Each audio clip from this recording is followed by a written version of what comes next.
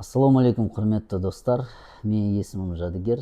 Мен қаржы, бизнес, инвестиция саласында еңбек етіп жүрген адаммын. Бизнес-аналитика, қаржы аналитикасы, бизнесті процесске қою, бизнеске инвестиция, жалпы инвесторларды тарту қазіргі менің істеп жүрген жұмысым.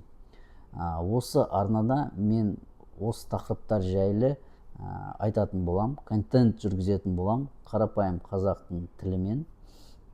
Менің мақсатым отандастарымызға, бауырларымызға қаржылық және құқықтық сауаттылықтың маңыздылығын жеткізу.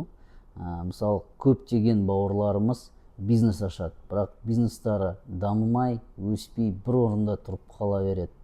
Оның себебі менің ойымша қаржылық сауаттылықтың жоқтығынан. Жалпы халықтың қаржылық және құқықтық сауаттылығы өте төмен деңгейде. Сондықтан егер осы тақырып сізге қызықты болса, егер сіздің тарапыңыздан қызығушылық болса, егер арнама тіркеліп, комментарий жазып, комментарий арқылы сұрақтар қойсаңыздар, мен үшін ол үлкен мотивация болады. Мен болашақта негізі кәдімгідей презентация жасап, осы YouTube арнамда сіздерге тегін мастер-класс, тегін сабақтар өткізгім келеді.